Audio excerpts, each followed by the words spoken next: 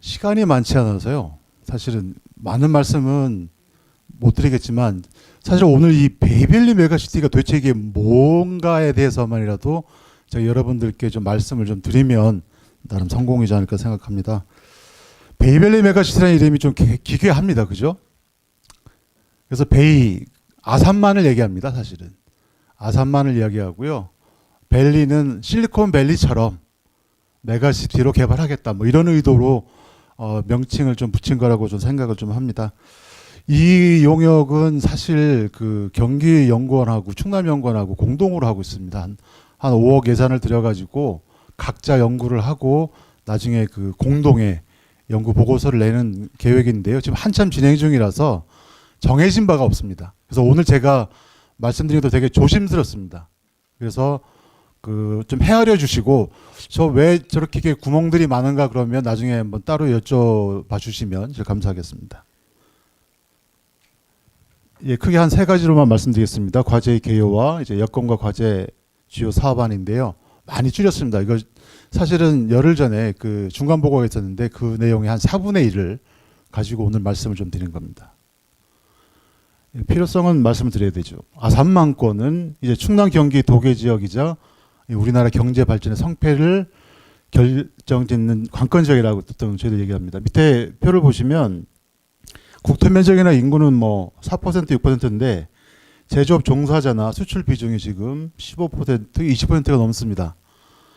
그 양뿐만 아니라 질로 보시면 여기에 보시면 석유화학, 철강뿐 아니라 지금 반도체, 디스플레이, 2차 전지, 자동차 부품처럼 사실 우리나라 뭐 초격차 기술이라고 하는 것들을 거의 다 갖고 있습니다. 그래서 그리고 국토공간상으로 보시면 사실 경부 축이나 서해안 축이나 중부 동서축이 이제 만나는 지역이기도 합니다. 그런데 이제 다 아시다시피 도계 지역이지 않습니까? 행정력들이 제대로 미치지 못하는 지역이 이제 도계 지역인데 그 한계를 극복하고 이제 권역의 잠재력을 끌어올릴 그런 좀 담대한 프로젝트가 필요하다는 배경에서 이걸 시작을 하게 됐습니다. 간단히 말씀드리면 아산만권을 지역과 국가의 신성장 거점으로 육성하는 전략이라고 보시면 되겠습니다. 20년 계획입니다. 그 2042년까지 계획이고요. 공간적으로 보시면 충남의 4개 시군과 경기도의 4개 시군을 직접적인 계획 대상으로 하고 있습니다. 과업 수행 기간은 올해 10월까지입니다. 예, 과업 추진 체계입니다. 아까도 말씀드렸지만 경기도와 함께 하고 있습니다. 그래서 왼쪽에 보시면 경기도와 이제 충남연구원, 경기연구원, 충청남도 충남연구원이 이런 협력 체계를 갖추고 현재 진행을 좀 하고 있고요. 오른쪽에 보시면 이제 저희 충남연구원 내부에서는 또 이런 체계를 가지고 지금 현재 연구를 진행 중에 있습니다. 이 여건과 과제의 말씀을 좀 드리자면 이 아산만권은 연안하천 생태계입니다. 기본적으로 그림을 보시면 산맥으로 보시면 이제 생태축이 이렇게 여기 나와 있는 대로 호서 정맥축이 이제 지나고 있고요. 전반적으로 보면 사실은 습지와 구릉지다라고 말씀을 드리겠습니다. 여기 지명을 보시면 평택이라는 지명은 아시다시피 평평한 습지입니다. 연못, 그죠? 그리고 충남의 이 지역들은 내포라고 그랬습니다. 과거에 폭우가 드나들던 그러니까 폭우가 많이 형성되어 있던 그런 지역으로서 보면 사실은 습지와 구릉지로 구성되는 그런 지역입니다. 그리고 동아시아 철새 이동의 중요한 서식지인데 영종 새만금 개발로 이제 그 중요성들이 더 커지고 있는 그런 상황입니다. 지난 20년간 이제 급속한 산업화와 도시화를 경험을 했습니다. 여기 그림을 보시면 오른쪽 왼쪽이 이제 하나는 90년대 말이고 하나는 2010년대 말입니다. 뭐 자주 보시기 때문에 아시겠지만 일단 아산만 해안 개발이 집중적으로 진행됐습니다. 과거 것과 현재 거를 비교를 해보시면 좀 눈에 확연하게 좀 드러나고요. 그래서 주로 보면 이제 항만, 발전소, 산업단지들이 이제 입지를 하게 됐고 또 하나는 저희들이 좀 중요시 보는 건 요 보시면 요 지역 요게 천안입니다. 요쪽이 수원이고요. 수원이고요. 이제 동탄 화성인데 이쪽 경부축 라인들의 그 도시들이 급속하게 발전하면서 눈에 보일 정도로 이제 뚜렷하게 나타나는데 이쪽 서해안 쪽으로 보시면 커다란 변화가 없습니다. 지금 비교를 해보면. 그래서 사실 보면 정주 체계를 보면 동선의 격차들이 좀 확대되고 있는 그런 모습을 볼 수가 있습니다.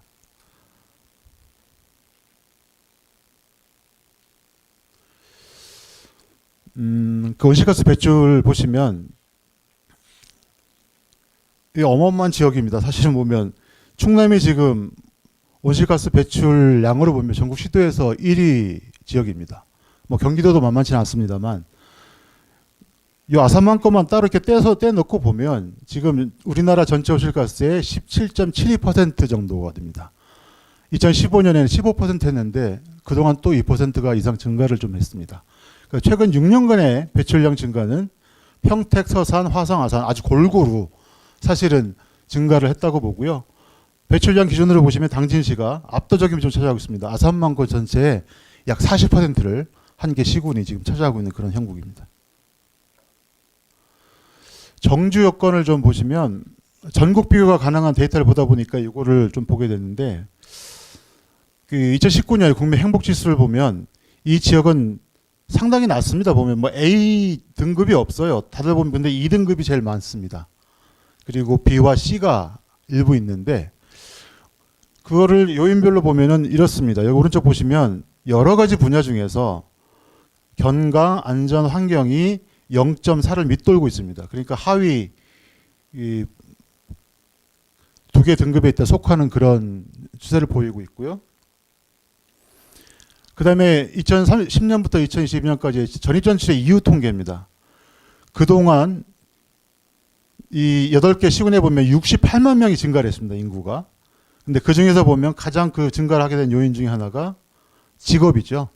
그러니까 이 지역에 일자리가 많으니까 이 지역으로 일단 많이 모이게 된 건데 이 지역을 빠져나가는 그런 요인들이 바로 교육, 주거, 자연환경 이 세 가지를 볼 수 있고요. 특히 보면 교육이 압도적으로 중요하게 좀 요인으로 좀 차지하고 있습니다. 그래서 사실 보면 일자리가 되게 많이 만들어진 지역입니다. 그랬기 때문에 GRDP로 보는 경제 성장은 대단히 많이 발전했는데 정주 여건 중에 이제 교육, 여기 말하는 뭐 주거, 그리고 자연 환경 등은 그닥 좋지가 않은 상황이라고 볼 수 있겠습니다. 정주 여건 또 하나가 보면 이제 주택 문제인데요. 쭉 보시면 이게 이제 도계가 이렇게 지나갑니다. 근데 여기 또 보시면 사실 아산만권이 이 근방으로 보면 전부 다 주택들이 상당히 상대적으로 낡아 있죠. 특히나 여기 육지 경계에서는 딱 두 가지가 하나가 충남의 성완, 경기도의 팽성 이쪽은 이제 노후주택지가 아주 집중되어 있습니다. 그래서 일반적으로 보면 도계 지역에서 사실은 개발이나 뭐 이런 것들이 활발하지 않기 때문에 실제 이런 현상들이 좀 벌어지고 있는 거고 오른쪽 보시면 응급 의료시설 접근성을 보셔도 동쪽에 비해서 서쪽에 특히 연안 지역의 응급 의료 서비스가 대단히 취약하다는 걸 좀 알 수가 있겠습니다. 이 관광 레저 산업은 쭉 보시면 한마디로 말씀드리면 뭐 그림을 다 보시면 아시겠지만 사실 그 생태 관광 자원은 충남 쪽이 상당히 좀 많은 것 같아요. 그런데 관련한 관광 인프라나 기반 시설들은 경기도 쪽이 상당히 강한 거로 지금 나타나고 있습니다. 그래서 서로 좀 보완성들이 좀 상당히 큰데 잘 되고 있지는 않은 상황이다라고 볼 수가 있겠습니다. 예, 지금 있는 이제 연안 개발 계획입니다. 보시면 평택 당진항 개발 계획을 보시면 뭐 컬러풀하게 지금 나와 있는데 2030년까지 그 사실 그 항만의 복합화가 지금 진행되고 있다. 항만의 원래 기능을 추가해서 좀 주거 기능 그리고 레저 기능들이 계속 추가되는 형식으로 지금 개발들이 진행되고 있다는 걸 볼 수가 있고요. 그 충남에서 지금 그 가로림만 바로 그 초입에 그 서산시에 국가 산업단지를 신규 지정한다는 그런 움직임들이 있습니다. 용수 문제도 있습니다. 지난 2021년에 대청댐 3단계 준공하면서 이 충남 서북부 지역에 그 금강수계 물을 이제 공급하는 것들을 협의했는데 최근에 이제 국가 첨단 산업단지가 천안에 지정이 됐어요. 오른쪽 그림 보시면 아시겠지만 그리고 아까 말씀드린 대로 서산시의 신규 국가 산업단지 지정이 지금 동향이 있습니다. 그렇기 때문에 사실은 추가적인 공업용수 방안이 확보 방안이 좀 필요한 상황인데 아시다시피 이 지역은 높은 산도 없고 깊은 골도 없어가지고 물이 부족한 지역입니다. 이런 지역에서 지금 추가적인 이제 공업용수 대단히 산업단지가 들어서면서 이제 용수 문제가 좀 심각해지고 있는 그런 상황입니다. 예. 저희는 이제 경기하고 충남하고 이야기를 좀 하려고 하다 보니까 이 강점과 약점을 이렇게 대략 정리를 한번 해봤습니다. 자세하게 말씀은 안 드리겠고요. 일단 넘어가겠습니다. 그래서 전반적인 방향을, 이건 무조건 이제 개인적인 의견입니다. 보시면 결국 이제 사람이 살고 싶지 않은 지역이라는 건 이제 미래가 없다라고 보고요. 이 지역은 사람을 중심으로 보면 산업과 환경과 정주가 선순환을 이루는 그런 체계를 구축하는 게 맞다. 지금 아산만권은 이제 생산이 과잉돼 있었고 생활이 과소했는데 이게 균형을 맞추고 나중에 선순환까지 가는 것이 맞다라고 봅니다. 관련해 가지고 몇 가지 확정되는 안은 전혀 아니고요. 나중에 어떻게 경대간에 변질될 수 있는 여지가 아주 큽니다. 근데 이랬으면 좋겠다는 측면에서 좀 들어주십시오. 첫 번째가 아산만 생태 습지공원 랜드마크 조성입니다. 오른쪽 그 상단에 보면 그 위치가 나와 있는데, 보면 방조제 안에 지금 작은 섬들을 환경 레저 어떤 그 포인트로 일단 잡고 있는데, 이런 게 아니라 좀 아산만의 숨구멍이 필요하다. 지금 아까 말씀드렸지만 아산만권 지금 다 막혀 있습니다. 하구들이. 그리고 엄청난 개발들을 지금 이미 갖고 있고요. 그런 상황인데 이 근처에 보면 숨구멍이 좀 없습니다. 그래서 랜드마크 수준의 좀 대규모의 그런 습지 생태공원을 조성하는 것이 필요하겠다 해서 경기도랑 얘기를 앞으로 좀 진행할 생각입니다. 두 번째는 또 하나 이제 피할 수 없는 게, 보면 아산, 특히 이제 그 아산만권 그 해안 지역으로 정주 여건 개선들이 필요한데, 그것을 지금 아산 융복합 도시로 생각을 하고 있습니다. 지금 충남과 경기에 보면 한 5개 정도의 어떤 개발의 어떤 실마리들이 있습니다. 그리고 마지막인데, 이 아까 말씀드린 그 당진 같은 경우에 이 밑에 오른쪽 그 표를 보시면 요 위에 있는 3개 업체가요, 사업체 기준으로 우리나라 탄소 배출의 1, 2, 3, 그러니까 3위, 8위, 10위 이렇게 차지하고 있는 업체들입니다. 이게 몰려 있고요. 한국가스공사에서 이제 수소 LNG 인수 기지를 세우면서 거기에서 개지를 통해 가지고 수소를 생산하겠다라는 계획을 가지고 있습니다. 그래서 아산만권뿐 아니라 전국적으로 놓고 봐도 당진시에 이런 그 탄소 중립 핵심 거점, 특히 보면 CCUS 기술의 적용과 실증을 할 수 있는 그런 연구 R&D 단지를 지금 수립하는 것이, 건설하는 것이 좀 맞다고 보고 있습니다. 예, 제가 뭐 간단히 말씀드렸는데, 요거는 지난번에 경기연구원하고 같이 이제 평택 당진항을 쭉 가다가 찍었던 사진입니다. 좀 보시면 뭐라고 할까요? 이제 바다만 보이는 데가 별로 없어요. 이 바다만 보려고 그러면 항상 뭐가 다 이렇게 서 있습니다. 그럴 정도로 지금 개발이 아주 밀도가 아주, 그리고 강도가 센 그런 지역인데, 좀 이런 지역이 아까 말씀드린 대로 사람을 중심으로 자연과 정주와 산업이 좀 선순환하는 그런 체계가 이루어졌으면 좋겠습니다. 감사합니다. 네, 발표 감사합니다. 그 시간 잘 지켜주셨고요. 예. 다음은 전북연구원 김재구 위원님께서 지속 가능 발전을 위한 새만금 사업 추진 현황을 발표하시겠습니다. 제가 10분쯤 알려드리겠습니다. 네, 소개받은 전북연구원 새만금 연구센터의 센터장을 맡고 있는 김재구입니다. 전북연구원의 새만금 연구센터는 새만금 관련된 정책 그리고 수질 개선에 대한 정책적 지원을 하는 것을 주요 목적으로 하고 있고요. 그와 관련해서 오늘 이 포럼에서 의미하고 있는 관리와 개발이라는 영역 안에서 굉장히 복합적인 영역을 담고 있는 게 바로 새만금 사업이지 않겠느냐, 이렇게 생각을 하고 있습니다. 전체적인 내용은 지금 4개의 꼭지로 되어 있지만 실질적으로는 두 개의 내용으로 구분이 된다고 볼 수 있습니다. 하나는 새만금 사업에 대해서 아마 여러분들이 들어는 보셨겠지만은 현재 어떻게 진행되고 있는지, 현재의 상황, 그리고 앞으로 어떻게 될 것인가라는 것을 대략적으로 머릿속으로라도 그림을 그릴 수 있을 정도의 내용을 설명을 드릴 수 있을 것 같고요. 그 다음은 오늘 포럼의 주제와 관련해서 지속가능 개발이라는, 지속가능 발전이라는 의미에서 그리고 탄소 중립이라는 의미에서 재생에너지하고 그리고 환경 생태 용지 조성 사업에 대해서 부분적으로 설명을 드리도록 하겠습니다. 네, 첫 번째는 사업의 개요인데요. 지금 보시는 조감도는 이게 새만금 그리고 고군산군도를 보고 있습니다. 신시도 그리고 야미도입니다. 여기가 신시도고요. 여기가 야미도. 중간에 이제 관광 레저용지 개발에 대한 조감도를 보시고 계시는데 한 10년째 저 그림 가지고 있습니다. 네, 추진 경과입니다. 새만금이라는 이름이 과연 왜 새만금이라고 부르냐 이제 그런 의문을 가지시는 분들도 계신데요. 지금 저희가 만경강 이게 새만금의 아이고 죄송합니다. 보시면은 이쪽이 좀 잘 보이니까요. 이게 만경강이고요.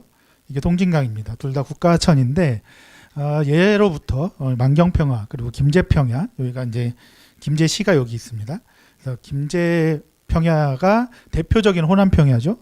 모두 사회 시간에 배우셨던 것처럼 곡창지대입니다.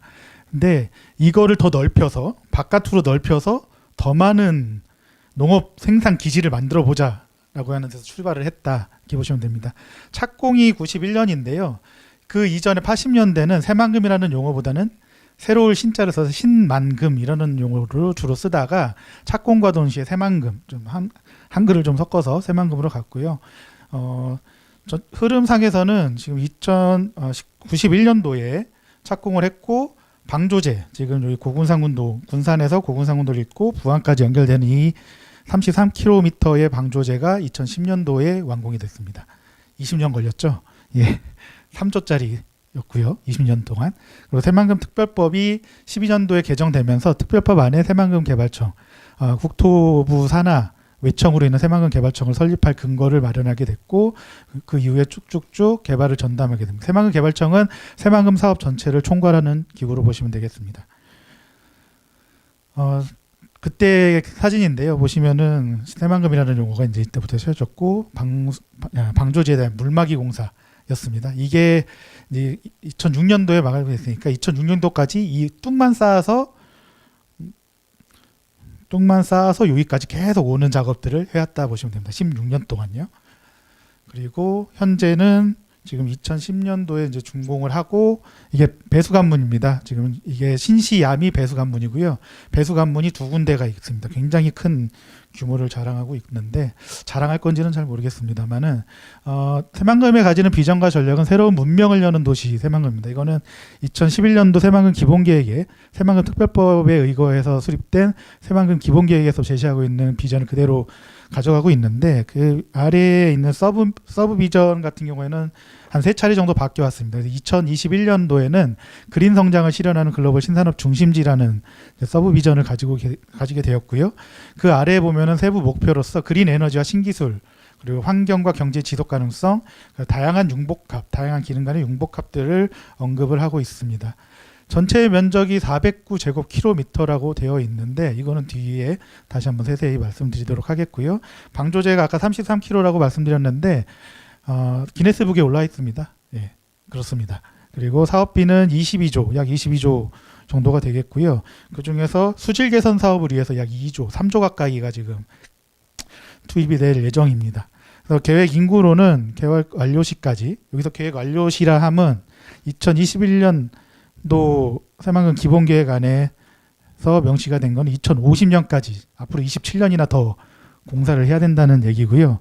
그때까지 유발되는 인구라 함은 새만금을 중심으로 주변 지역까지 군산 김제 부안과 전주 지역까지 총 포괄해서 유발되는 인구가 70만 명 되지 않겠느냐 하는데 지금 같은 지방 소멸, 인구 감소 시대에 어울리지 않는 계획이긴 합니다만 저기에 맞춰서 지금 기반 시설들 상하수도나 도로 등의 용량이 맞춰서 계획이 진행되고 있다라고 보시면 됩니다.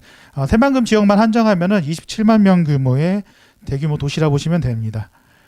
전체적인 내용 토지 이용에 있어서는 산업 연구 용지가 위에 있고요. 농생명 용지가 메인입니다. 약 30% 정도가 농생명 용지가 되겠고요. 그다음에 복합 개발 용지가 있고 관광 레저 용지가 있습니다. 이쪽이 변산반도 국립공원입니다.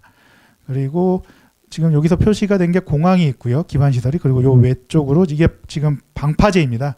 항만 방파제인데 이쪽에 항만 건설이 지금 계속 진행되고 있고 2026년도에 2선 석좌량이 우선 완공이 될 예정으로 있습니다. 새만금에 변화된 위성사진인데요. 위성사진이 지금 이것도 약간의 과거사진입니다. 지금 훨씬 많이 드러나 있습니다. 매립 조성까지는 몰라도 매립까지 진행된 규모가 현재 약 60% 가까이는 올라와 있다 보고 있고요. 이게 지금 물이 과거에 80년도에 물이 빠졌을 때의 위성 사진인데 이게 다 갯벌이죠. 갯벌이 지금 다 사라져 있는 상황입니다. 그 의미에 대해서 추후에 또 보강해서 설명을 드리겠습니다. 그래서 새만금이 현재 진행되고 있거나 완료된 주요 사업들의 현황도인데요. 이거 위에도 빠진 게 많습니다. 아까 말씀드렸던 신항망 같은 경우 2026년도에 이선석이 있고요. 새만금 신공항은 2028년도에 완공을 하고 2029년에 개항하는 것을 목표로 하고 있습니다. 지금 산단 쪽이 있는데 산단 쪽에도 굉장히 빠르게 지금 투자 유치가 이루어지고 있는 상황입니다. 새만금의 특징에 대해서 우리가 흔히 외부에 설명하는 자료로 보시면 되는데 앞서서 설명드린 내용과 좀 연결되는 내용들이 있지만은 정부에서는 항상 해왔습니다. 지금까지 노태우 정부 때부터 시작된 사업인데 그동안 바뀐 대통령만 해도 굉장히 많죠. 네, 윤석열 대통령께서는 뭐 제일 공약으로서 국제투자진흥지구 지정을 얘기를 했었고요. 국제투자진흥지구로 지정된 게 엊그저께 28일 날 지정이 돼서 현재 굉장히 많은 기업들의 투자가 이루어지고 있습니다.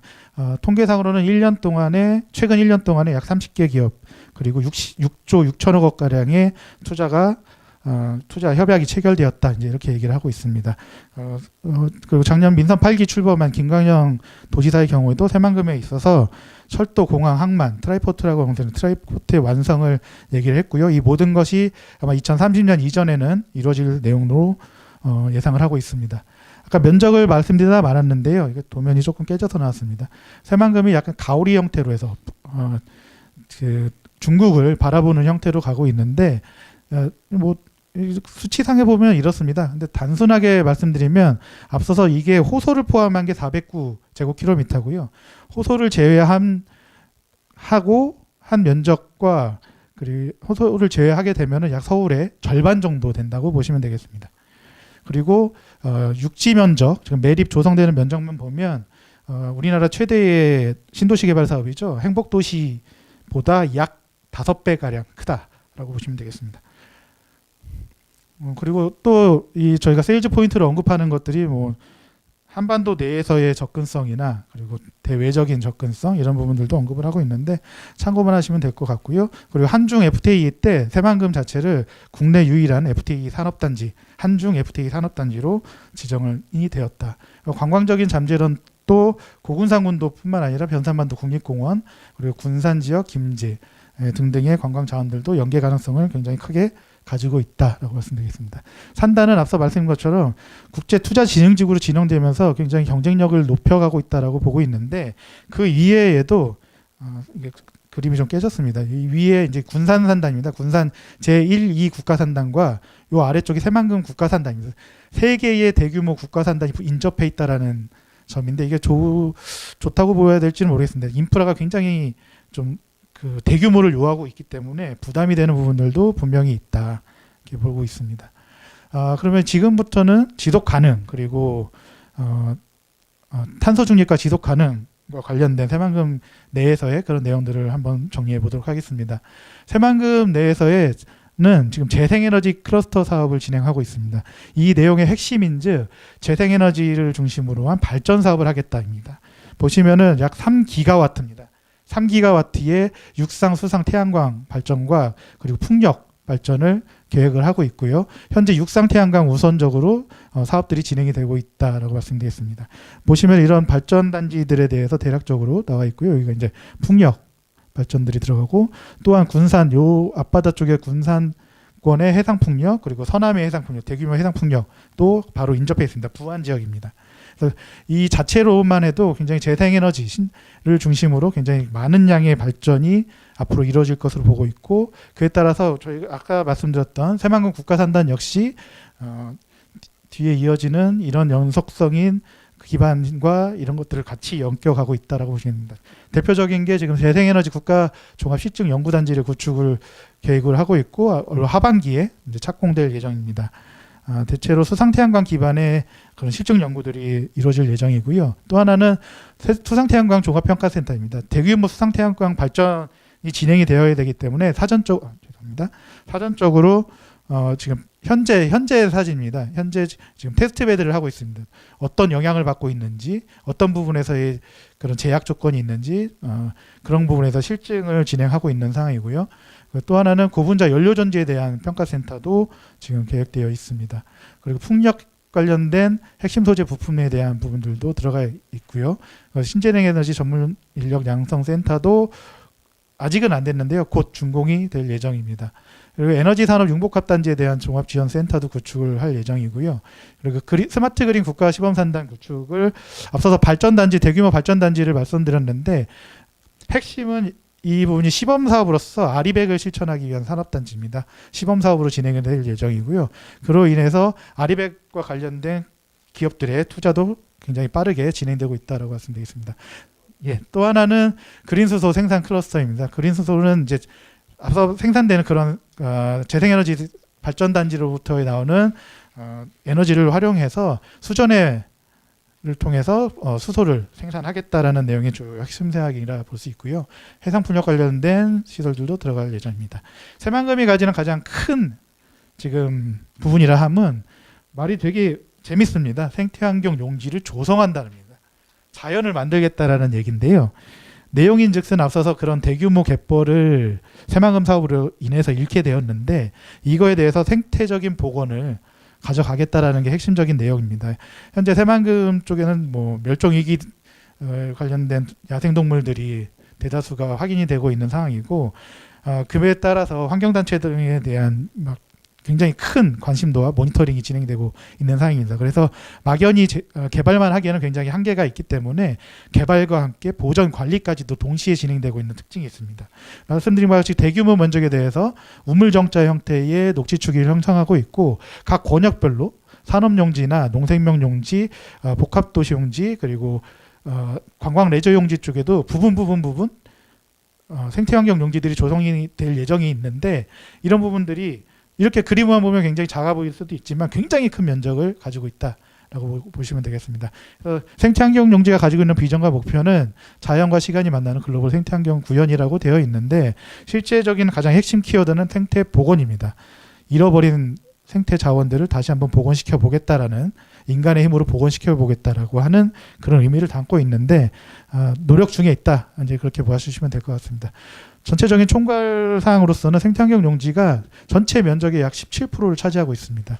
그 중에서 2030년까지 대부분은 완료가 될 예정인데 그 이유인즉 매립이 대부분 2030년 내에 완료가 될 것을 목표로 하고 있기 때문입니다. 그래서 매립과 함께 그 완충 역할을 할 수 있는 생태환경 용지의 중요성도 크기 때문에 거기에 맞춰서 환경용지도 조성이 될 예정이고 현재 2022년도에 개장을 한 생태환경용지 1단계 사업이 있습니다. 이 부분에 대해서는 현재 550억 정도 들었고요. 예타를 실시를 해서 굉장히 큰 BC를 가지면서 생태 자원에 대한 가치를 인정받고 예타를 통과돼서 이제 사업이 완료되어 있는 상황이고요.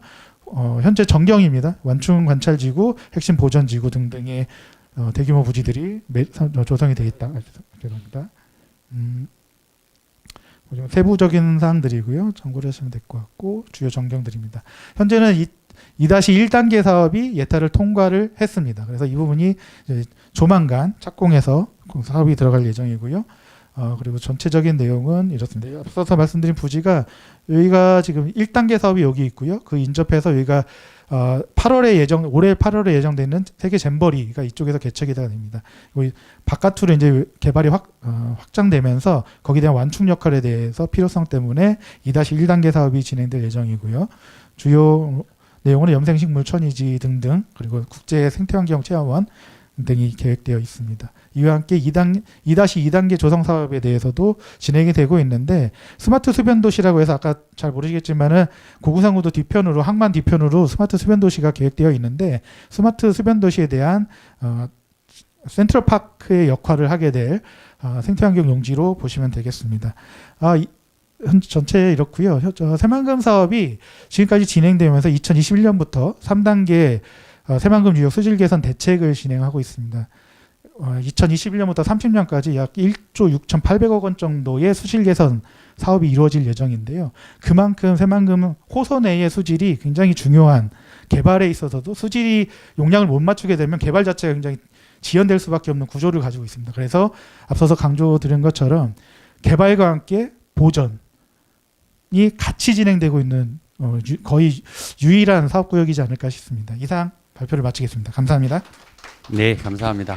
굉장히 많은 내용인데 짧은 시간에 잘 전달해 주셔서 감사합니다. 마지막 발표입니다. 부산연구원 박경옥 위원님께서 낙동강 하구의 현명한 활용, 해양 레저 관광 중심으로를 발표하겠습니다. 저기 있습니다. 이제는 알려드립니다.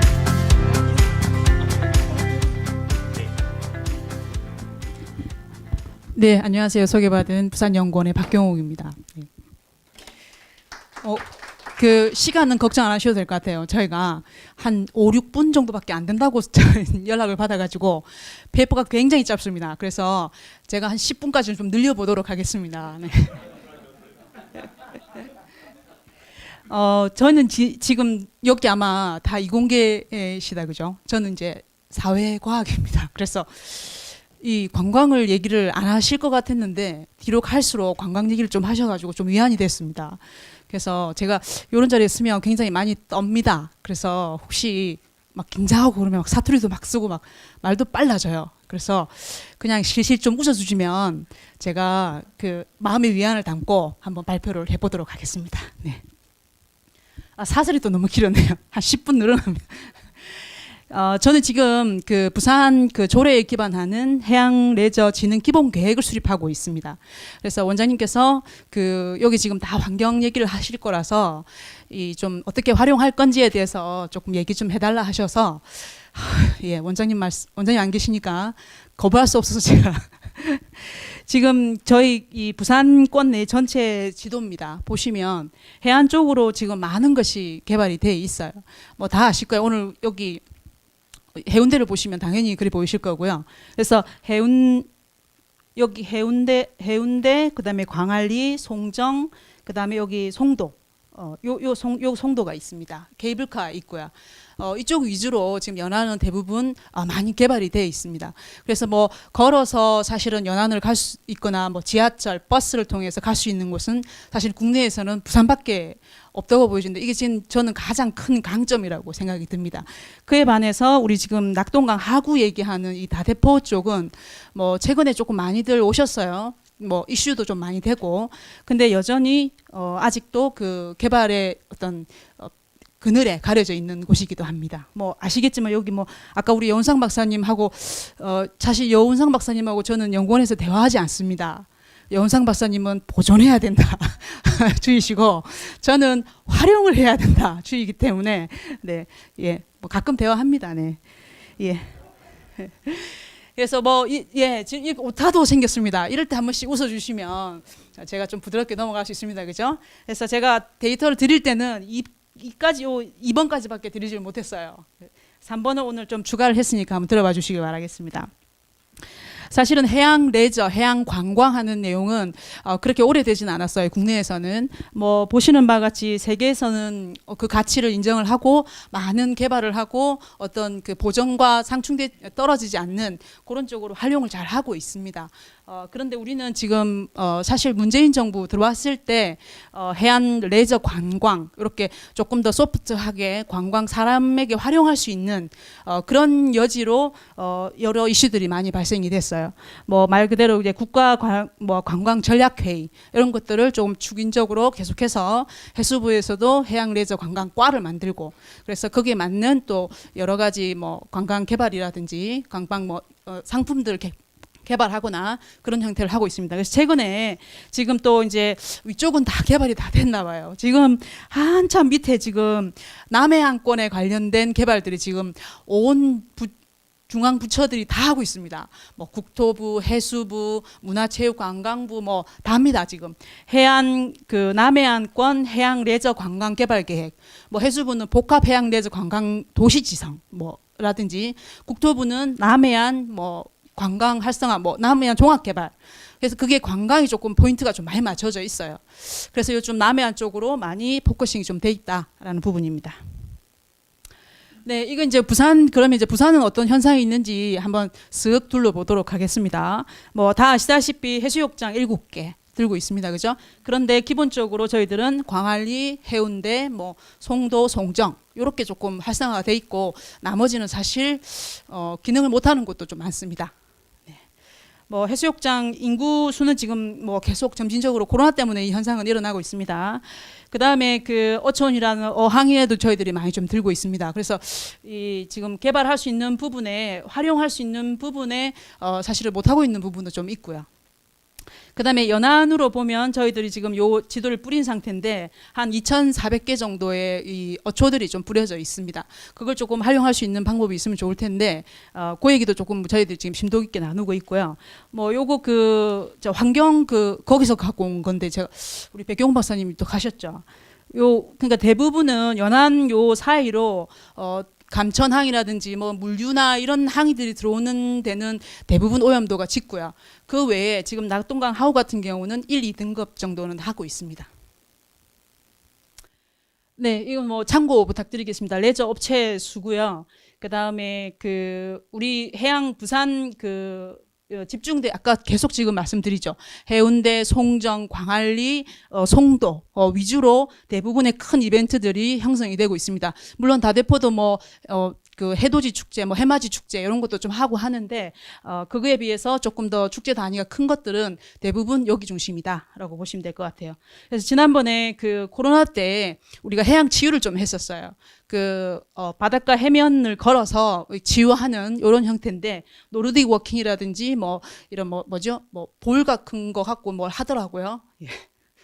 저도 해보고 싶었습니다만 여기가 지금 다대포에 있는 이 낙조를 바라보면서 하는 해양 치유 활동입니다.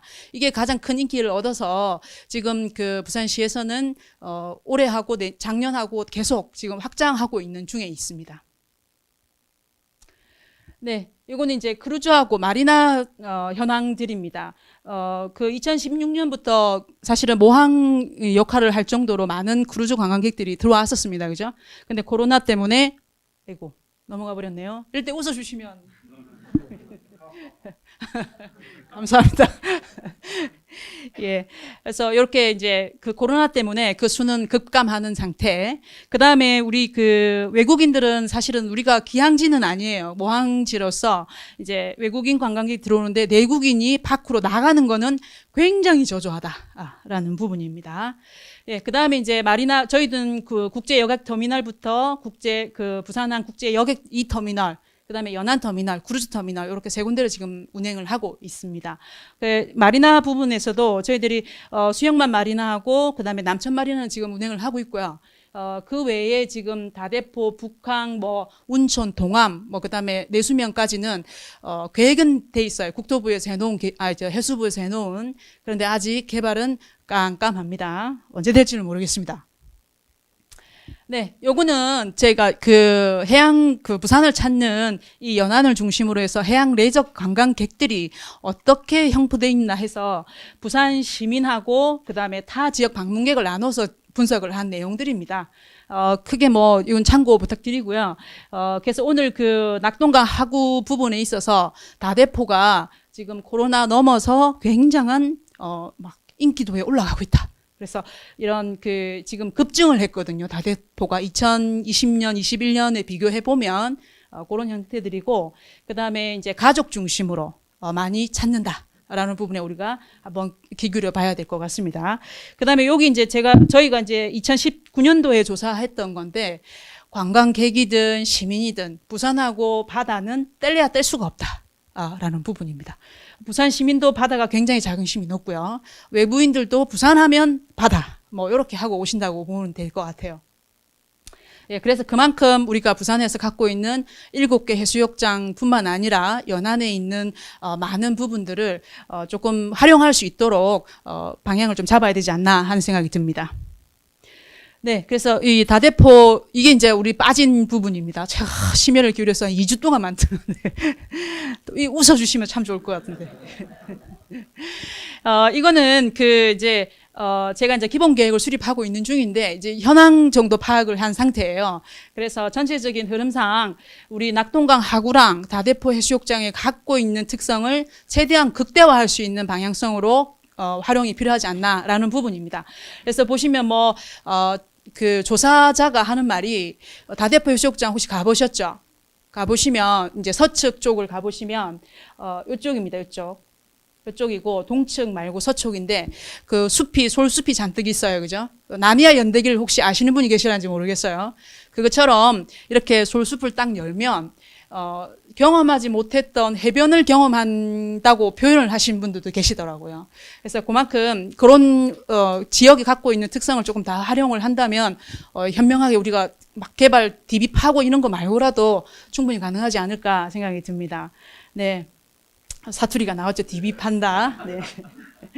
예, 그다음에 이제 지하철도 생겨났습니다, 그죠? 좀 있으면 도시철도가 나올 예정이에요. 그러면 훨씬 더 접근성도 가까워집니다. 걸어서 다닐 수 있는 길이 돼요. 그다음에 이제 센터도 보유하고 있습니다. 아까 그 조사에도 보시다시피 가족 중심으로 조금 이렇게 다대포 해수욕장을 활용하는 형상이 좀 큽니다, 형태가. 그다음에 이제 우리 사하구에서도 자랑하고 계실 거예요, 그죠? 블루플래그나 그린키, 이게 2년 연속 지금 인증을 받고 있는 상태입니다. 그거 말고도 지금 유네스코 그 지질공원으로 제가 이게 뉴스 검색을 해보니까 아직 안 됐나 봐요. 이거 뭐 또 됐으면 막 빵빵했을 텐데 그러진 않더라고요. 근데 그걸 위해서 아미산 전망대 위에다가 이제 이 안내센터 그런 걸 지금 만들 계획을 하고 있어요. 그래서 그 앞에 그 조사 내용처럼 그 해양 레저 체험의 어떤 다대포 해수욕장을 우리 시민이나 외부인들이 적극 활용을 하고 있다라는 부분입니다. 그래서 이제 요런 그 부분에서 또 저희들이 이번에 야간 관광 특화 도시로 부산이 지정이 됐었어요. 그 중에서 우리 다대포가 연결 권역입니다. 네, 그래서 그 안에 사업들이 조금 지정이 될 건데 여기 보면 해지면 배 못 타잖아요, 그죠? 여기 요 구역에서는 그래서 우리가 선셋을 볼 수 있는 이 센트 탐방선 200명에게만 할 수 있는 뭐 그런 사업도 좀 진행을 할 계획에 있습니다.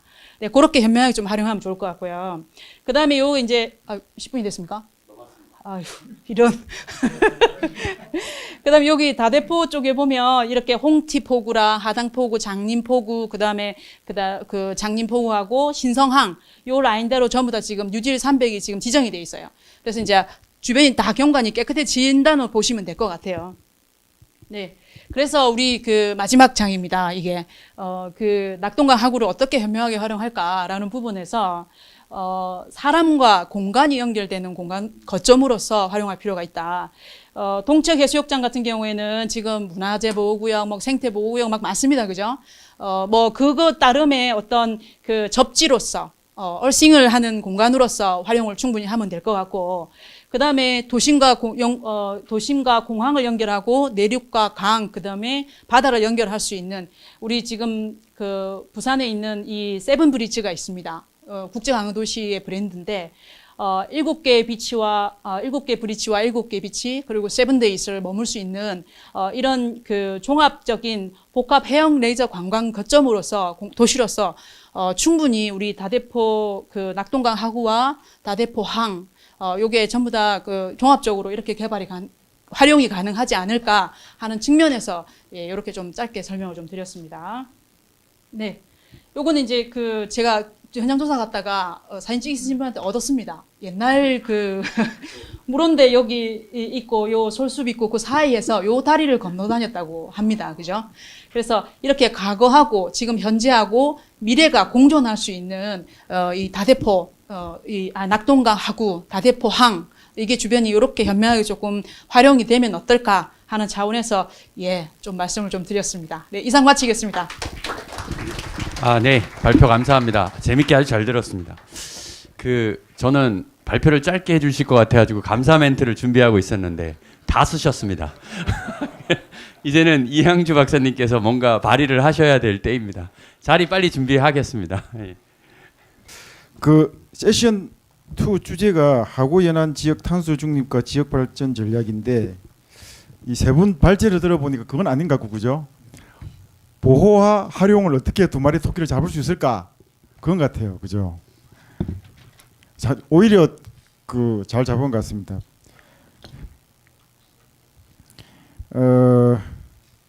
강진영 박사님은 제일 마지막에 하도록 하겠습니다.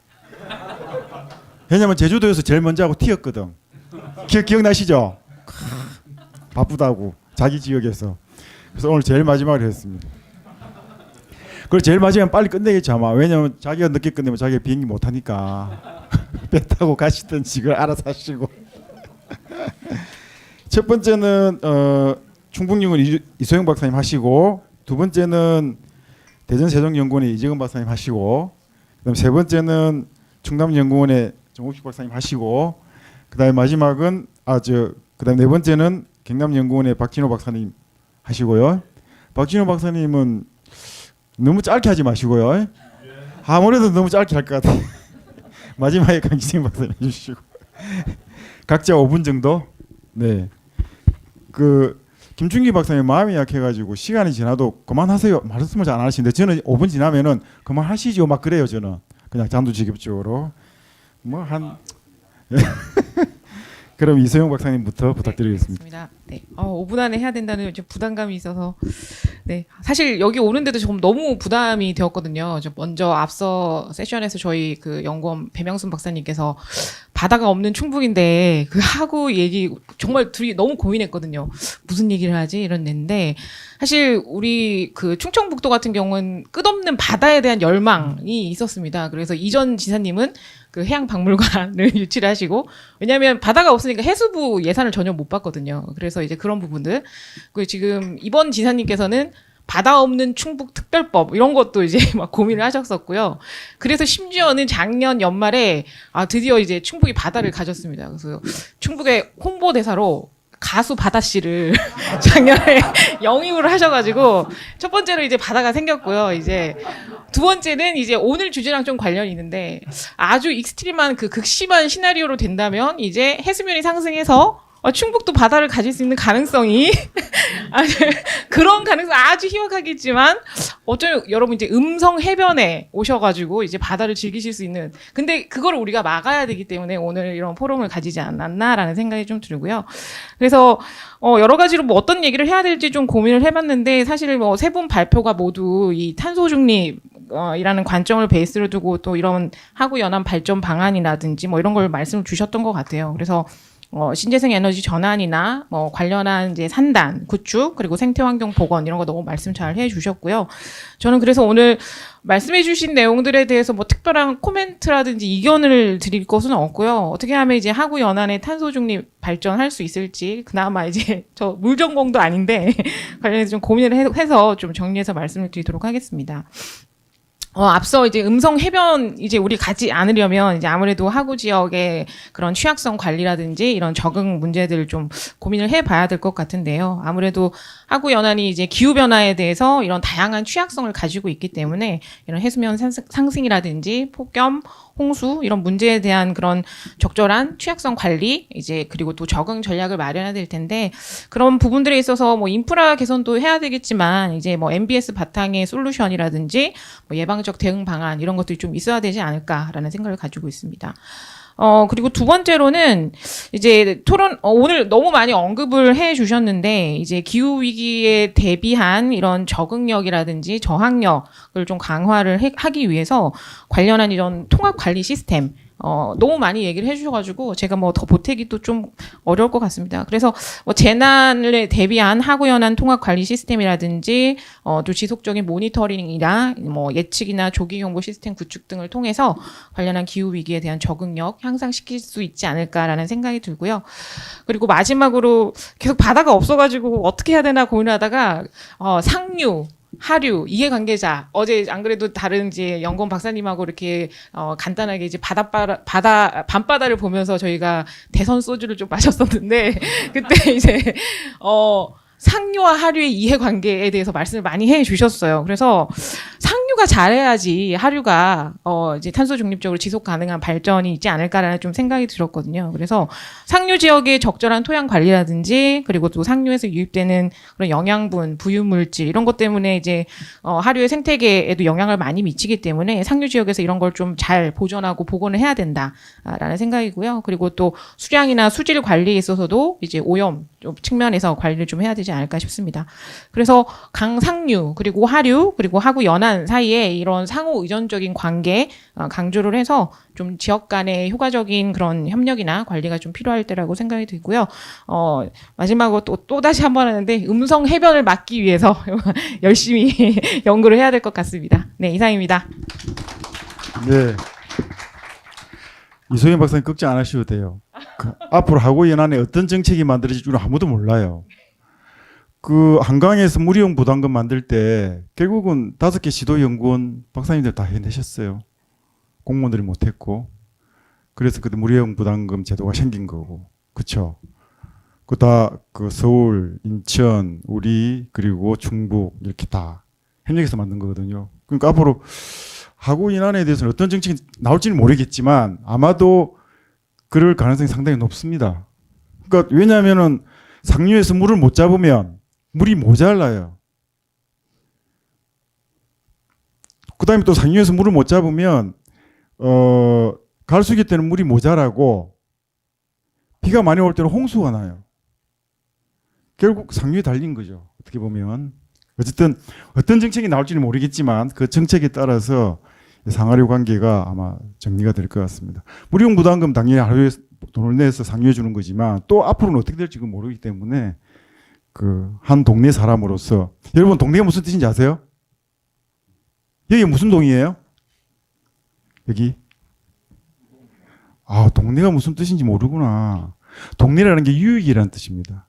같은 돌자에 물수변자, 같은 물을 묻고 사는 사람들. 몰랐구나. 그러면서 동자 이름 썼구나. 제 얘기하면 오늘 한도 끝도 없기 때문에 그 다음에 이재근 박사님, 네 부탁드리겠습니다. 안녕하세요. 대전세종연구원의 이재근입니다. 저도 청주에 살았었는데 그때만 하더라도 바다에 대한 왜 우린 바다가 없을까 그런 소리를 많이 들었는데 아쉽게도 대전에 오니까 그런 말을 안 하더라고요. 그냥 뭐 저희도 이제 세종도 같이 하고 있는데 아쉽긴 하지만은 없는 거에 대해서는 뭐 그러니까 중국보단 덜한 것 같고요. 그런데 지금 하구에 대해서는 저도 이제는 많은 지식이 없는 상태에서 좀 한번 봤어요. 이게 대전 이제는 하구와 관계 없는 사람들은 하구를 어떻게 바라보고 있을까? 그냥 사실 어떻게 보면 관심이 없다라고 하는 게 좀 답인 건 같은데 이렇게도 생각을 하고 있어요. 지금 하구를 보면은 이제 새만금이나 뭐 시야호나 그런 걸 보면은 그때 당시에 옛날에 좀 많이 옛날이었죠. 많이 옛날에 때 보면은 뭐 이런 광고도 나왔던 것 같아요. 뭐 지도를 바꾸는 사람들을 하면서 좋은 일을 하는구나 그런 말을 많이 했었는데 요새는 이런 말도 하는 것 같아요. 너무 그때 시급한 조급한 일을 하지 않았나. 그러면서 이제 우리가 너무 잃은 게 많다라는 그런 의미가 많이 들어오는 것 같아요. 그래도 다행스럽게 지금 새만금도 그렇고 보니까 이제 잃어버린 생태계나 그런 것을 대해서 그래도 조금이나마 조금 더 노력할 수 있는 그런 것을 만들어 놓고 뭐 재생 에너지에 대해서도 많이 가져오신 것 같아요. 근데 이게 끝까지 어떻게 갈지는 모르겠지만 전목연구원에서 가장 힘들어 하는 그런 주제거든요. 제가 보기에도 볼 때마다 지도가 바뀌어요. 그렇죠? 그런 걸 보면은 너무 힘든 거지만 그래도 조금 더 좀 힘써 주셔야 될 게 그래도 옛날의 생태계는 아닐 거예요. 갯벌에 있는 생태계는 아니고 다른 생태계로서 이제 조성을 하고 그런 내용이기 때문에 조금 더 힘드시겠지만은 아직 무척 많이 남았죠. 장난전 박사님 그렇죠? 그러니까 그런 거에 대해서 이제 앞으로 계속 모니터링하고 가야 되는 거고 또 수지를 많은 돈을 넣는 거지만 투여를 하지만 사실 제가 봐도 그게 수질이 그쪽에 있는 분들이 만족할 수 있고 그 이제 좋은 환경으로 갈 수 있는 것에 대해서는 사실 저도 잘 모르겠어요. 우리 이제 연구원분들이 다 노력을 해야 되는 그런 내용이라고 생각이 됩니다. 그래서 우리 이제 대전에서도 이런 게 많거든요. 개발이 먼저냐, 어떤 보전이 먼저냐에 대해서 계속 갈등을 하고 한때는 개발이 지기도 하고 어떤 때는 환경이 지기도 합니다. 저는 우리 대전시의 중앙에 월평공원이라는 데가 있거든요. 진짜 좋은 곳인데 어떤 교통 문제로 인해서 한 번은 그게 워낙 중요하기 때문에 한쪽은 환경 보전에서 졌어요. 그래서 아주 많은 사람들이 통과하는 도로가 있어요. 그래서 지금 신도심이라고 해야 되는데 도안 쪽이라고 해야 되는데 그쪽으로 많은 차량이 통과하는 관통도로가 생기기도 하고 이번엔 이제 보전이 이긴 경우가 있는데 6월 5일에 월평 중에 갑천 국가습지가 이제 고시가 됐습니다. 이제 얼마 되지 않으면 이제는 지정이 되겠죠. 지정이 된다면 이제 개발을 할 수가 없는 거거든요. 그래서 어떻게 보면 서로 싸운 것까지는 아니지만 서로 이해를 하면서 이제 하고도 마찬가지가 될 텐데 좀 이해를 하면서 이제 적어도 지켜야 할 것은 지키고 이제 잘못하면 많은 후대인 많이 있는 우리 후손들이 누가 이렇게 만들어놔서 우리가 처리하는데 무척 어렵다라고 말을 할 수가 있을 거예요. 물론 개발에 의해서 우리가 얻는 것도 무척 많겠죠. 그래서 좀 이런 것들은 좀 신중하게 진행을 하면 그리고 관심을 가지면 좋지 않을까 생각을 합니다. 이상입니다. 대전에는 바다는 없지만 큰 밭이 있잖아요. 예. 옛날에 큰 밭 하나 장남을 줬는데, 예. 대한민국의 장남이시네요. 그 다음에는 세 번째가, 정호식 박사님은 또 새통령이라고 말씀을 많이 하시더라고요. 가능하시면 좀 새 입장에서, 예. 감사합니다. 네. 저는 그 개인적인 삶은 굉장히 한량으로서 행복하게 지내고 있습니다만은 연구자 입장에서는 굉장히 슬픈 지금 삶을 살고 있습니다. 제 전공이 멸종 위기 전공입니다. 거의 제가 도요새 전공입니다. 도요새 전공했고 지금 국내에 뭐 두세 사람밖에 안 남았는데요. 이제 제가 92년 3년부터 제가 이제 여러분들 신불도 삼목도 못 들어봤을 거예요. 그게 지금 어디 있냐면 영종도 공항 아래 깔려 있습니다. 제가 영종 갯벌에서 이제 신불도 삼목도 갯벌을 뛰어다니면서 이제 도요새를 전공했는데 공부를 했는데 거기가 이제 영종도가 개발되면서 이제 아예 할주로 밑에 깔렸죠. 그러면서 이제 강화도에 있는 여찰이 그쪽에서도 조사를 같이 했는데 매립의 여파로 갯벌이 다 죽어버렸죠. 그래서 그 다음에 어디로 왔냐면 이제 저기 남양만으로 갔습니다. 이제 남양만에 가서 이제 도요새를 조사하고 있는데 거기도 또 막혀버렸어요.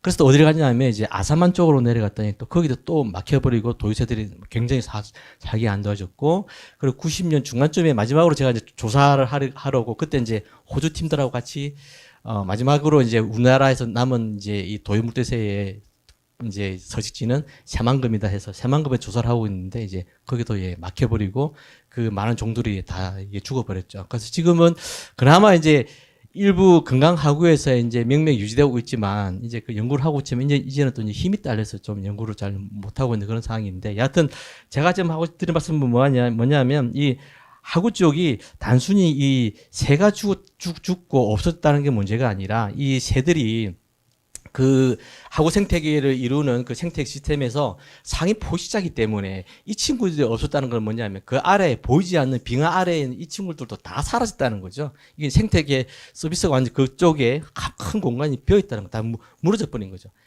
그래서 굉장히 저희들은 이제 이 연구자로서 굉장히 실에 빠져 있죠. 지금 굉장히 심각한 상태에 있거든요. 지금 어떻게 보면 굉장히 우울한 상태인데 지금 뭐 다시 되돌릴 수 없는 상태고 이제 도저히 저희 연구 데이터로는 이 사회의 움직임에 저항할 수 없는 상태고 굉장히 실에 빠진 상황이고 이제 저희들끼리는 이 연구자들끼리는 굉장히 이래서는 안 된다. 더 이상 이제 조만 조금만 더 가면 이제 돌이킬 수 없는 상태까지 간다라는 이제 저희들끼리만의 얘기인데 다행히 최근 들어서 우군이 생기기 시작했어요. 이제 저희도 작년부터 그 데이터가 나오기 시작하는데 저희 전공자만의 얘기가 아니라 이제 월드뱅크라든지 또 올 초에는 이제 다보스 포럼에서 얘기가 나왔습니다. 강력한 우군인데 지금 다보스 포럼에서 나왔던 세계 경제 포럼에서 나왔던 이제 인류 고찰 리스크 탑 10에 지금 앞으로 이제 10년 내에 인류가 처할 위기 탑 10에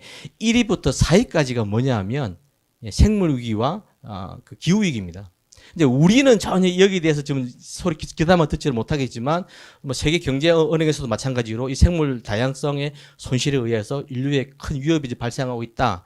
국가 부도 위기가 있다. 지금 이제 그런 식으로 다가오기 때문에 단순히 이거는 지금 생물 위기는 단순히 우리가 아름다운 자연 또는 우리 힐링의 문제가 아니라 인류 지속하고의 문제인 거죠. 이건 당연히 절대적으로 가져가야 될 가치인 거죠. 그런데 이제 문제는 뭐냐면 저도 지방연구를 했다 보니까 그럼 이 중요한 생물 다양성이 높고 보존 가치가 높고 인류 지속을 위해서 꼭 필요한 보존이 필요한 공공재이지만 그러면 지역 연구 입장에서 그러죠. 그러면 과연 이 접경 지역 이 하구가 위치한 그 지역 더 좁게는 하구에 인접해 사는 그 지역 사회 그 사람들은 그럼 뭐 만약에 계속 그러면 인류의 지속을 위해서 이 사람들은 이제 피해를 감내해야 되냐? 그러니까 개발해서 소외돼야 되냐? 그러는 거죠. 그럼 이거를 이제 반대급부로 이제 우리 늘 고민하는 게 이제 뭐 그죠? 뭐 일단 이제 뭐 이익을 보는 우리가 뭐 생태계 서비스 지불제를 통해서 이익을 주든지 또는 뭐 생태세를 걷어서 주든지. 근데 사실 그거는 뭐 세 발의 피도 아니고 뭐 세 발의 거의 뭐 적혈구 수준이죠. 그런데 이제 그러면 이제 우리가 그분들한테 뭘 해야 될까? 늘 저도 고민이었죠. 이제 과연 이용을 해서 이분들 혜택이 가야 되는데.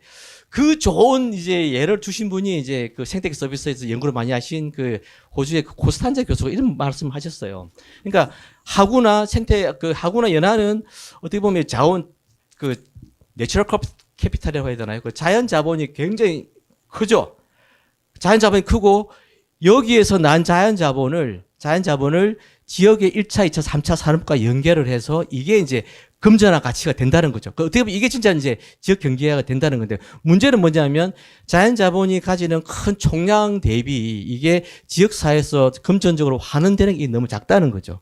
그러면 우리는 뭘 해야 되느냐? 결국은 이 자연 자본을 총량을 파이를 키우든지 아니면 이게 금전 가치로 치환시키는 그런 기술을 늘려야겠다는 거죠. 그래서 어떻게 보면 또 이제 사실은 기존에 우리가 이제 하구에 대한 이용 방법은 아까 이제 박경호 박사님께서 말씀하셨듯이 그냥 DB 파는 어떤 그러한 그 개발이었는데 그렇게 됐으면 실제로 이제 우리 지역에서 많이 기존 개발에 대해서 많이 회의를 많이 하고 있습니다. 뭐 예를 들면 말 그대로 그래서 그 특히 충남 같은 경우는 그 GRDP가 울산 다음으로 두 번째입니다. 지역 총생산이 굉장히 많습니다.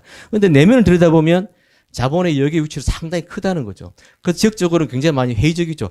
기존에 DB 파는 그 개발이 아니라 결국은 지역의 자원을 가지고 지역에서 활용해서 그게 지역에서 그대로 소비대로 돈이 남는 이런 발전 계획으로 가야 된다는 그 내발적 발전 개념을 제 충남에서 가고 있는데 아까 그 코스탄자 교수님 얘기하고 이 내발적 발전 개념을 접목시킨다면 결국은 우리가 이 하구 생태계라는 어떤 이러한 그 거대한 어떤 이런 자본을 또 공공재를 단순히 DB 파는 게 아니라 이걸 좀 더 보존을 해서 결국은 이게 어떻게 화폐 가치로 높이는가에 대한 고민.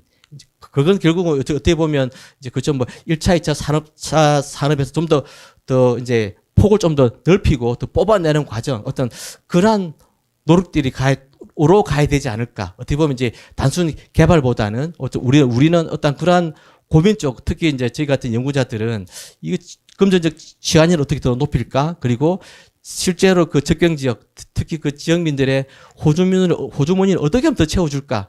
그쪽으로 저희들은 더 노력하지 않나라고 싶습니다. 네, 이상입니다. 정말 대단하시네요. 역시 날개가 두 개 있다 보니 엄청 말을 많이 하신다는데 또 하신 말씀 다 하셨어. 이야, 정말 감사드리고요. 그다음에 박진호 박사님 부탁드리겠습니다. 너무 간단히 하지 마세요. 네, 그래서 세 장 준비해 왔습니다. 토론문. 근데 제가 보니까 너무 재미가 없어서 요건 안 하겠습니다. 요건 빼고요. 제주도에서 우리 조경주 선배님 박사님 만나서 저보고 물어보더라고요. 연구원의 환경 박사가 누구야? 접니다 그랬습니다. 제가 제일 막내예요, 연구원에. 우리 연구 박사님하고 저하고 둘이밖에 없습니다. 제가 생태를 하려다 보니까 라틴어로 학명을 못 외우겠어요, 이제. 그때 알았습니다.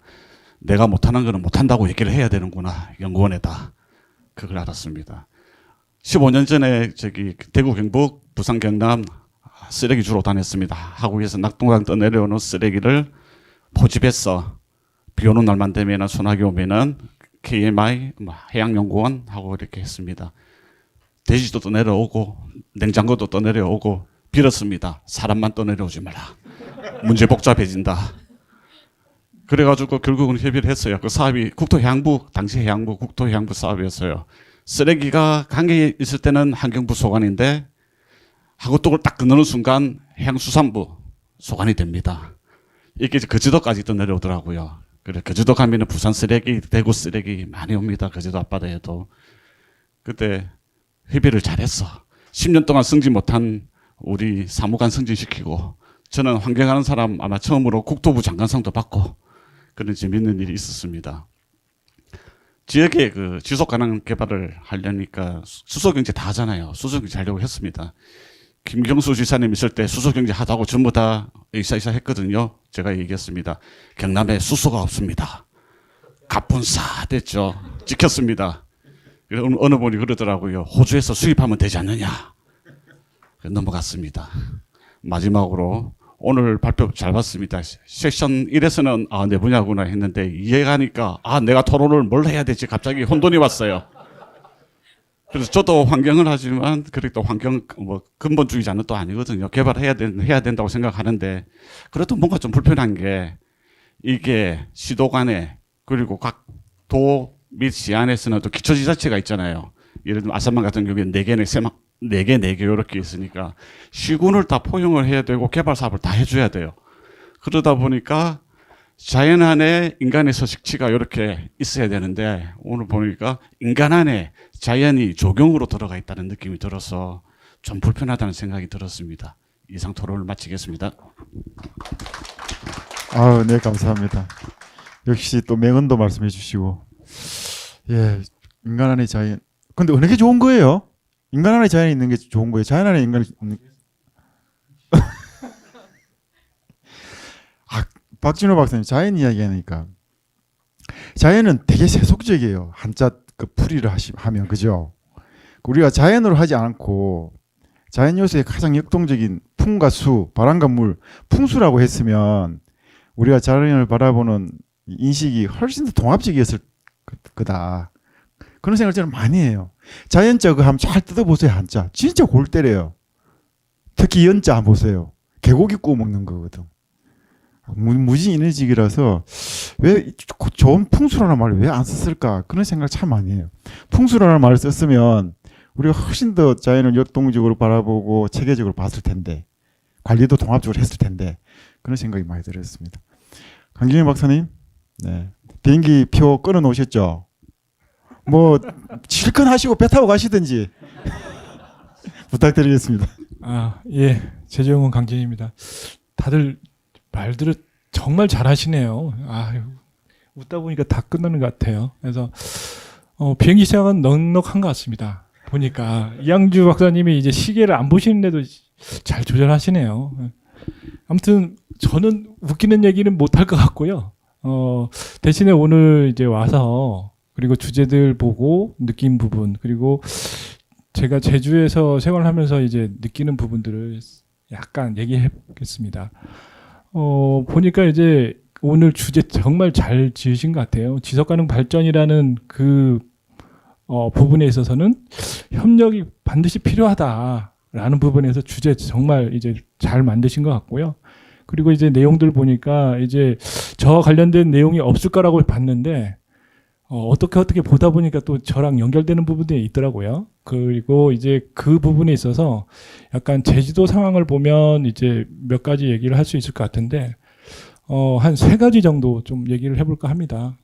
하나는 저희 제주도의 이제 생활을 딱 보면 이제 왜 지속가능 발전과 협력 그 차원에서 협력이 왜 필요한가라는 부분을 한 3가지 정도 얘기할 수 있을 것 같고 그 다음에 두 번째는 이제 오늘 소주제인 탄소 중립에 대한 부분 그리고 세 번째는 약간 억지스럽게 좀 얘기를 좀 하나 더 해보겠습니다. 지속가능 발전에 있어서 협력이라는 부분은 우리가 이제 이렇게 보면 어떤 생활이든 간에 이제 협력이라는 부분이 필요하다고 분명히 느낄 겁니다. 근데 앞전에서 얘기할 때도 해양 폐기물 계속 주우러 다녔다고 했잖아요.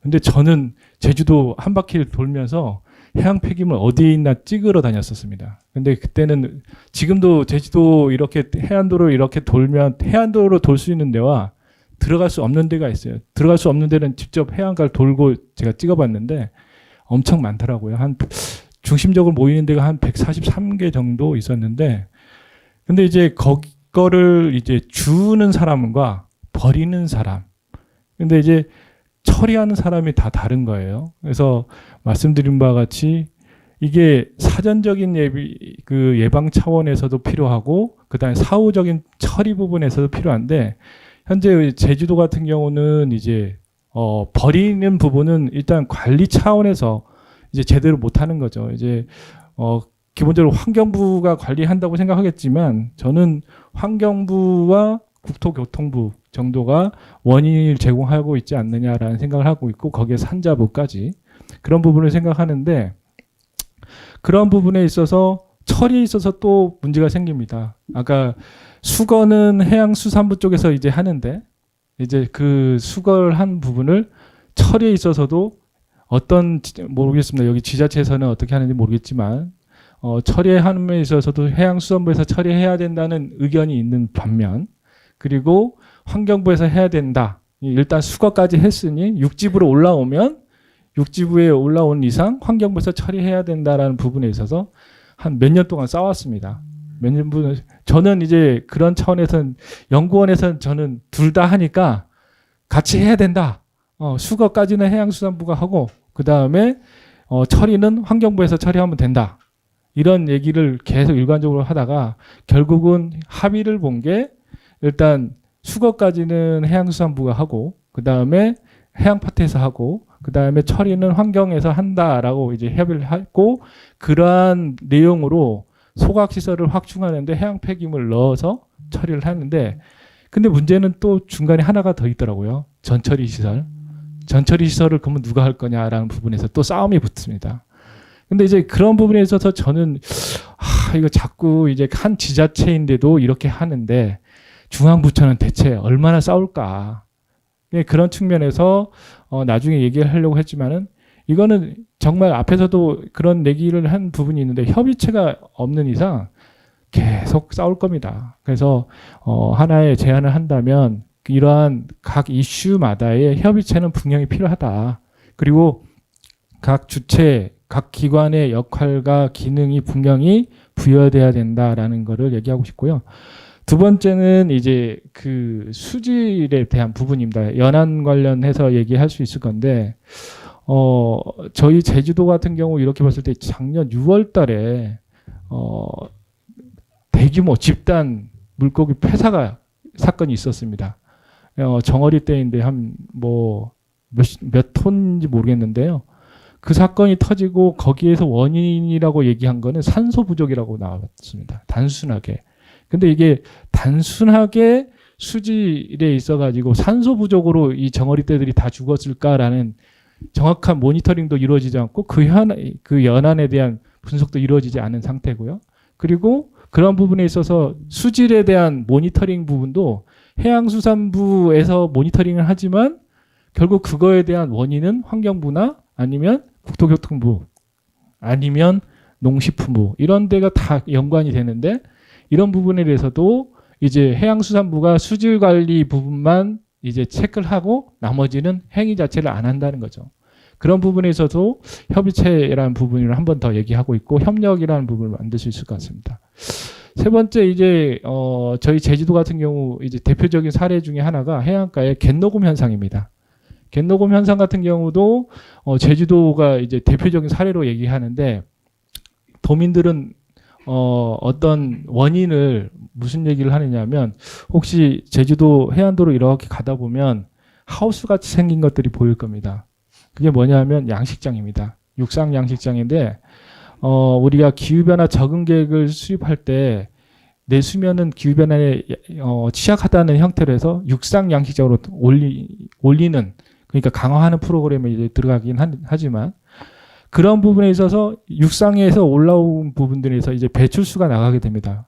근데 이제 갯녹음 현상의 주 원인을 이제 양식장의 배출수가 주 원인이다라고 얘기한 반면 양식장 관계자는 이제 그 농지 이제 농업 활동으로 인한 농약이나 비료에 의한 부분이 심하다.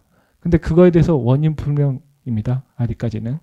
근데 그런 부분을 다 같이 협동하지 않는 이상 영원히 풀지 못하는 그런 원인 그리고 상황이 될 거고요. 그런 부분에서 저는 한 번 더 지속 가능 발전을 위해서는 협력이 필요하다는 그런 내용을 한번 얘기하고 있고, 두 번째는 아까 이번 세션과 관련된 내용인데요.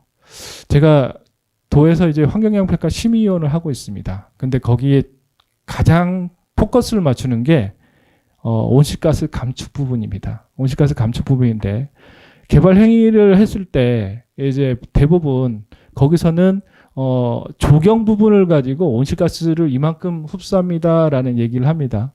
조경은 당연한 거죠. 사실 조경을 하면서, 근데 어떤 조경을 하느냐에 중요한 거고, 그리고 거기에서 조금 더 들어가면 재이용수 얘기가 나옵니다. 그것도 의무화된 부분들이 좀 있고요. 거기에 하나 더 얘기하자면 신재생 에너지, 태양광이 들어가는데, 저희 환경 파트에서 저도 이제 그런 개발 계획을 많이 수립합니다만은, 저의 관점에서 봤을 때 환경 정책을 할 때는 이런 탄소 중립에 대한 프로세스 아니면 그런 바탕 하에 계획도 수립을 해야 된다. 이제 아까 관광 레저든 새만금이든 이런 부분들이 다 마찬가지라고 생각하는데, 기본 베이스는 이제는 이제 지속 가능 발전을 위해서는 탄소 중립에 대한 베이스 하에 개발 계획도 어느 정도 그거에 충족시키는, 그리고 그런 노력을 겸비해야 된다. 제가 얘기하니까 아무도 안 듣고 있어가지고 제가 부담스럽네요. 네. 세 번째는 너무 길게 얘기하면 안 될 것 같아서 이건 직접적으로 제가 이제 한국환경연구원에 건의하는 내용입니다.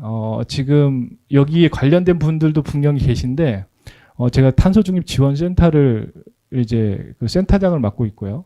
거기에서 보면은 환경부에서는 광역지자체 탄소중립 지원센터와 기초지자체의 탄소중립 지원센터를 두 개 다 하는데, 지금 광역지자체에 있는 센터 밑에 기초지자체에 있는 탄소중립 지원센터가 같이 운영되게 된다면 사실은 광역은 필요 없는 조직이 됩니다. 그래서 제가 이제 그런 부분에 있어서 탄소 중립과 앞에 있는 내용들, 그리고 탄소 중립이라는 부분이 한 분야가 아니라 전체 부분이기 때문에 그런 부분을 협력을 유도하고 그러한 부분의 협력 체계를 만들 수 있는 거는 탄소 중립 지원센터의 역할도 있다고 저는 생각하고 있고, 그러한 차원에서 기초지자체와 광역지자체의 역할을 약간 구분해야 된다고 생각한다면, 광역지자체 같은 경우는 명칭 자체를 연구센터로 변경하고 기초지자체의 지원센터의 연구 결과를 공유해주고 지원해주는 역할을, 그리고 기초지자체의 탄소중립지원센터는 그 지자체에 실질적으로 이 탄소중립을 이룰 수 있는 지자체로 하는데, 제 생각은 그렇습니다. 그런 체계를 가져야 사실 이제 위에서부터 같이 내려갈 수 있다고 생각하고 협력체가 이루어질 수 있다고 생각하는데, 그러기 위해서는 법을 개정을 해야 되는 거고요. 그런 부분에 있어서 또한 지금 현재는 탄소중립 지원센터의 그 업무를 담당하는 데가 공단입니다. 공단 역할과 한국환경연구원의 역할을 약간 양분하는 부분을 저는 건의합니다. 이상입니다. 20분 다 돼버렸네요. 이거 발표자들 분들도 한 말씀 시켜야 되는데 죄송합니다만 시간이 다 돼서 제가 1분만 쓰겠습니다. 아까 동네 제가 말씀드렸죠. 옛날에 우리 선조들은 참 지혜로웠습니다. 백두대간을 중심으로 해서 옛날에 우리 그 산줄기를 쭉 이렇게 정립을 했는데, 조선시대 때 그 산줄기를 어떻게 정립을 했는가 하면은 족보책처럼 했습니다. 족보책. 우리 족보 있죠, 족보. 족보책처럼 이렇게 딱 정리를 해놨어요. 백두대간 할아버지 쭉 해가지고 쫙 지맥 손자까지. 그렇게 족보책처럼 정리한 책이 상경표입니다. 상경표. 그 상경표를 보면 이제 백두대간부터 해갖고 13개의 정맥이 있고, 그러면 이제 그 산줄기가 물을 가르는 거니까 상경표의 기본 원칙이 산자분순에 산이 스스로 물을 가르는 거니까 결국 물을 가는 것이 동네이죠. 동네. 같은 물을 먹고 사는 사람들. 그 동네의 끝이, 큰 동네의 끝이 결국 하구가 되는 거거든요. 그러니까 그 당시에 이 인문학적 관점에서 자연을 정립한 게 세상에 있었나 모르겠습니다. 제가 볼 때는. 그러니까 상당히 통합적이었고 또 두 번째 제가 하고 싶은 얘기는 뭐냐면 그거는 이제 환경 얘기고 우리 대한민국처럼 이렇게 지역 연구원이 있는 데가 없습니다. 저희가 전 세계하고 좀 협정을 체결하고 봤는데 중국밖에 없어요. 다른 나라에 다 지역이 그냥 대학이나 뭐 이렇게 엔지니어링 아니면 어떤 대부분은 이제 공무원들 자체가 전문화되어 있는 경우가 많죠. 그리고 이렇게 지역 연구원이 활성화되는데 대한민국밖에 없어서 또 지금 아까 원장님들은 100만이라고 했는데 지금 50만으로 줄었어요. 지금 우리 뭐 화성 뭐 다 지금 연구원 만들고 있거든요. 그러니까 아마 KI 기분 좋죠. 지역 연구원을 이렇게 같이 하니까 저도 앞으로 기분 좋을 것 같아요. 경기도에 지역 연구원 많이 생길 것 같아. 그러니까 이 상당히 그 독특한 유행을 갖고 있는 또 대한민국 체계이고 결국 지역 연구원이 많이 생긴다는 것은 뭐냐면 중국이나 미국이나 애들은 인종은 많은데 연구는 별로 다양하지 못한 것 같아요. 우리는 인종 하나밖에 없는데 연구가 상당히 아까 제가 그래서 오늘 제가 이 이야기를 왜 하는 거 아까 세션을 쭉 들으면서 들은 딱 한 가지 결론이 바로 그거였습니다. 정말 다양하다. 맨 처음에 국책연구원에서 발표하신 결하고 또 각 지역연구소에서 발표하는 결이 달라요. 결이. 그 결이 다른 건 다양성이고 이 또 다양성이 우리한테 제일 중요한 생명 아니겠습니까? 옛날 우리 원장님이 삼성경제연구원에서 왔었는데 제가 부장을 했는데 다양성이 제일 중요하게 돼갖고 바로 잘렸잖아 다음날에. 바로 잘려서 그냥.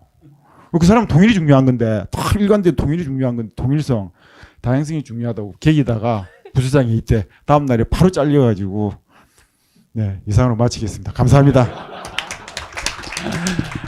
네. 그 세션 잘 진행해 주신 그 이항주 박사님께 박수 다시 한번 부탁드립니다. 그리고 같이 함께 해 주신 분들께 감사드립니다. 그 오늘 이렇게 끝까지 훌륭한 또 발표와 토의를 해 주셔서 너무 감사드립니다. 그래서 이것으로써 이런 지역 지속 가능 발전과 협력을 마치도록 하겠습니다. 그러면서 좀 이제 희망하는 사항은 이게 지속 가능해야 되지 않습니까? 그죠? 그러려면은 여기 모이신 분들이 이제 실질적인 협력을 해서 뭔가 성과가 도출이 되고 그것이 각자의 분야에 조금 도움이 되고 이러면 계속 지속 가능하다고 생각이 됩니다. 이제 그렇게 될 수 있도록 서로 잘 노력해 주시면 좋을 것 같습니다. 그리고 마지막으로 이 자리를 준비하는데 여기 실무진들이 굉장히 많이 고생을 하셨습니다. 그래서 그분들께 박수 한번 해주시기 부탁드립니다. 네, 그러면 이것으로 마치고 이제 금요일 잘 보내시고 주말 잘 보내시길 바랍니다. 수고하셨습니다. 감사합니다. 네.